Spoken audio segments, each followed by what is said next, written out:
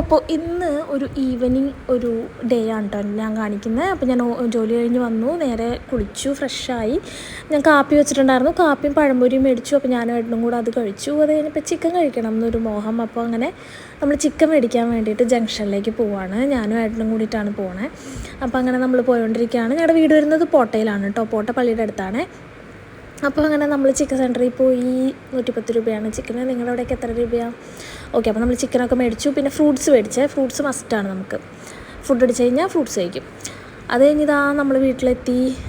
ഞാൻ കുറച്ച് പാത്രം കഴുകാണ്ടായിരുന്നു. നമ്മൾ ചായ കുടിച്ച പാത്രവും പിന്നെ എൻ്റെ ലഞ്ച് കൊണ്ടുപോയ കുറച്ച് പാത്രമൊക്കെ ഉണ്ടായിരുന്നു. അപ്പോൾ അതൊക്കെ കഴുകി വെച്ചു. ഞാൻ പിന്നെ ചിക്കൻ നല്ലപോലെ കഴുകി വൃത്തിയാക്കിയിട്ടുണ്ടായിരുന്നു. അത് ഞാൻ എന്താ മസാലയൊക്കെ തേക്കാൻ വേണ്ടിയിട്ടൊരു പാത്രത്തിലേക്ക് ഇട്ടു. അത് കഴിഞ്ഞിട്ട് നമുക്ക് മസാല ഇടുന്ന പരിപാടി തുടങ്ങാം. നമ്മൾ ഉപ്പിട്ടു കുറച്ച്, പിന്നെ അതുപോലെ തന്നെ നമ്മൾ മഞ്ഞൾപ്പൊടി ഇട്ടു. ഏട്ടനുണ്ടല്ലോ ലൈറ്റിൻ്റെ ഫ്രണ്ടിലായതുകൊണ്ടാണ് പെട്ടെന്നൊരു ഇരുട്ട് പോലെ വന്നത്. ഈ ലൈറ്റ് വെട്ടം മറിഞ്ഞ് നിൽക്കുക. അത് കഴിഞ്ഞ് പിന്നെ നമ്മൾ മുളക് പൊടി ഇട്ടു, ചിക്കൻ മസാല ഇട്ടു.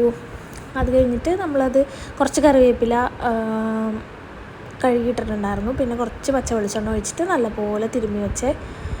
അത് നമ്മളൊരു അരമണിക്കൂറോളം, നമുക്ക് അരമണിക്കൂർ കിട്ടിയുള്ളൂ. അപ്പോൾ അത് വെച്ചു. ഈസ്റ്ററിൻ്റെ പരസ്യമല്ല, ഞാനത് മാറ്റാൻ മറന്നുപോയി, അതാണ്.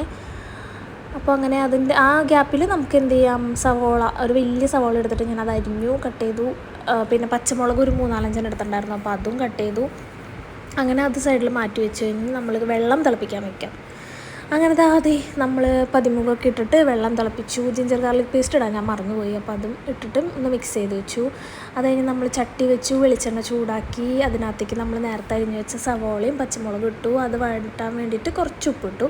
പിന്നെ ഈ ഒരു സവാളയ്ക്ക് വേണ്ടിയിട്ട് മാത്രം നമ്മൾ കുറച്ച് എല്ലാ പൊടികളും ഇടുന്നുണ്ട്. കുറച്ച് മുളക് പൊടി, കുറച്ച് മഞ്ഞൾപ്പൊടി, കുറച്ച് കാശ്മീരി ചില്ലി, പിന്നെ നമ്മൾ കുറച്ച് UCP മസാല, ഈ ഗരം മസാലയില്ലേ, അതിട്ടു. എന്നിട്ട് നല്ലപോലെ വഴറ്റി.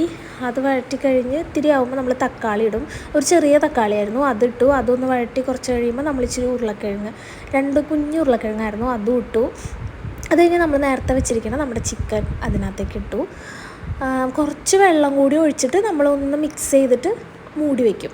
പിന്നെ ചിക്കനിൽ നിന്ന് വെള്ളം ഇറങ്ങുമല്ലോ. അപ്പോൾ അങ്ങനെ നല്ല കറി കണ്ടോ, കുക്ക് ചെയ്ത് വന്നു കഴിഞ്ഞപ്പോൾ ഇങ്ങനെ ഒരു കളറാണ് വന്നിരിക്കണം. നല്ല ടേസ്റ്റ് ഉണ്ടായിരുന്നു കേട്ടോ. പിന്നെ ഇന്നലത്തെ കുറച്ച് ബിരിയാണി റൈസ് ബാക്കി ഇരിപ്പുണ്ടായിരുന്നു, അപ്പോൾ അതെടുത്തു. പിന്നെ ഒരു തൈര് ഞാൻ തട്ടിക്കൂട്ടി ഉണ്ടാക്കി. അത് കഴിഞ്ഞ് നമ്മൾ ബാക്കിത്തെ പാത്രങ്ങളെല്ലാം കഴുകി വെച്ചു.